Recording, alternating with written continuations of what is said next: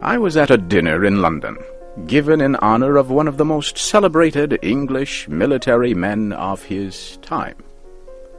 I do not want to tell you his real name and titles.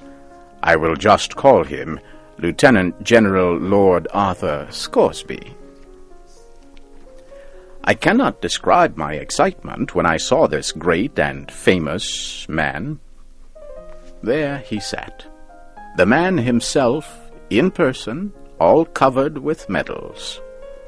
I could not take my eyes off him. He seemed to show the true mark of greatness. His fame had no effect on him.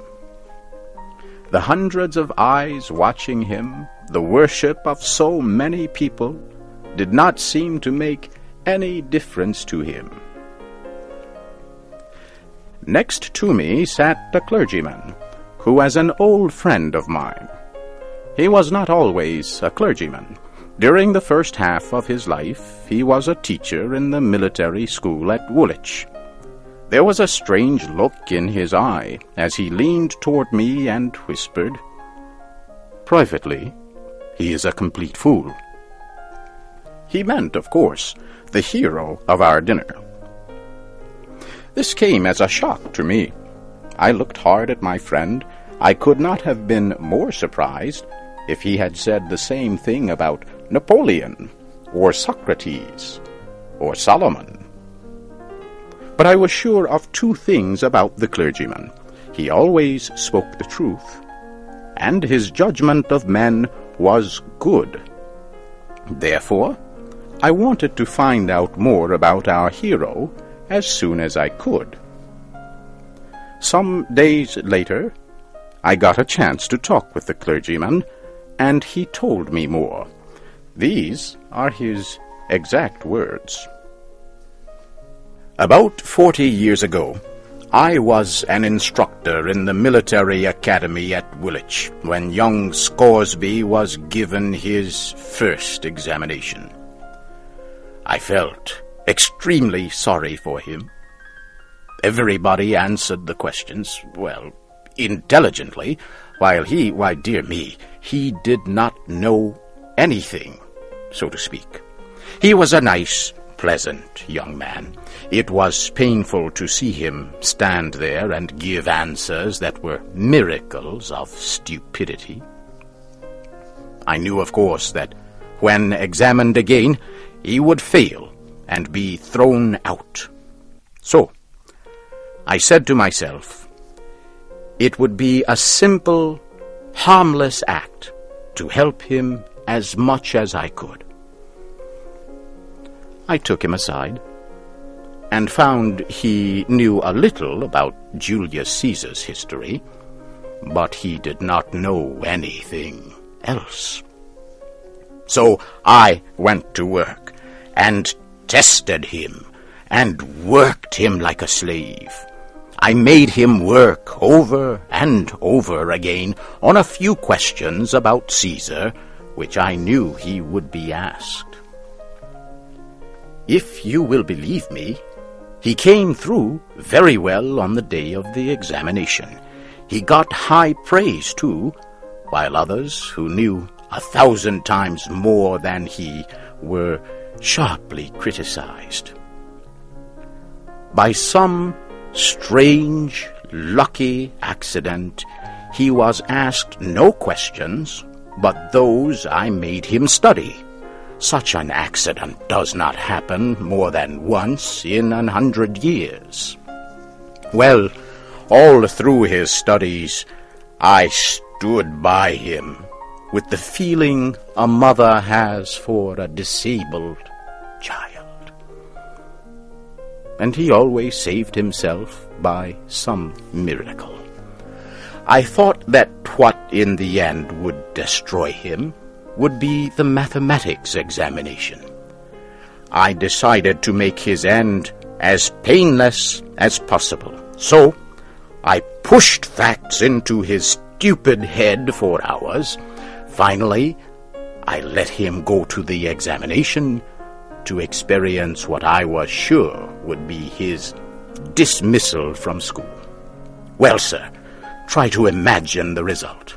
I was shocked out of my mind.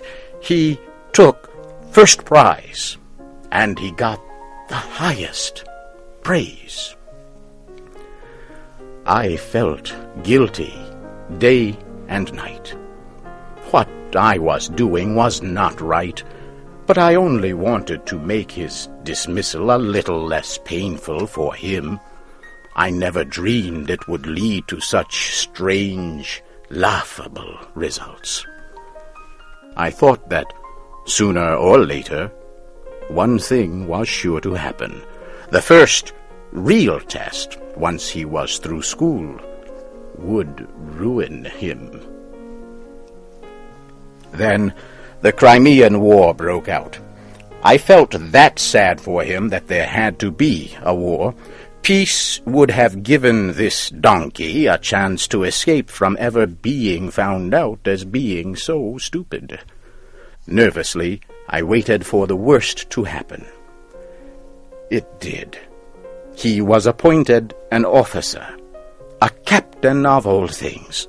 Who could have dreamed that they would place such a responsibility on such weak shoulders as his? I said to myself that I was responsible to the country for this. I must go with him and protect the nation against him as far as I could. So I joined up with him, and away we went to the field. And there, oh dear, it was terrible. Mistakes, fearful mistakes. Why, he never did anything that was right. Nothing but mistakes. But you see, nobody knew the secret of how stupid he really was. Everybody misunderstood his actions. They saw his stupid mistakes as works of great intelligence. They did, honestly. His smallest mistakes made a man in his right mind cry and shout and scream, too. To himself, of course. And what kept me in a continual fear was the fact that every mistake he made increased his glory and fame. I kept saying to myself that when at last they find out about him, it will be like the sun falling out of the sky. He continued to climb up, over the dead bodies of his superiors. Then, in the hottest moment of one battle, down went our colonel. My heart jumped into my mouth, for Scoresby was the next in line to take his place. Now we are in for it, I said. The battle grew hotter. The English and their allies were steadily retreating all over the field. Our regiment occupied a position that was extremely important. One mistake now would bring total disaster. And what did Scoresby do this time? He just mistook his left hand for his right hand. That was all. An order came for him to fall back and support our right. Instead, he moved forward and went over the hill to the left. We were over the hill before this insane movement could be discovered and stopped. And what did we find? A large and unsuspected Russian army waiting. And what happened? Were we all killed? That is exactly what would have happened in 99 cases out of 100. But no, those surprised Russians thought that no one regiment by itself would come around there at such a time. It must be the whole British army, they thought. They turned tail. Away they went over the hill and down into the field in wild disorder, and we after them. In no time there was the greatest turnaround you ever saw. The Allies turned defeat into a sweeping and shining victory. The Allied commander looked on, his head spinning with wonder, surprise, and joy. He sent right off for Scoresby and put his arms around him and hugged him on the field in front of all the armies. Scoresby became famous that day as a great military leader, honored throughout the world. That honor will never disappear while history books last. He is just as nice and pleasant as ever, but he still does not know enough to come in out of the rain. He is the stupidest man in the universe. Until now, nobody knew it but Scoresby and myself. He has been followed day by day, year by year, by a strange luck. He has been a shining soldier in all our wars for years. He has filled his whole military life with mistakes. Every one of them brought him another honorary title.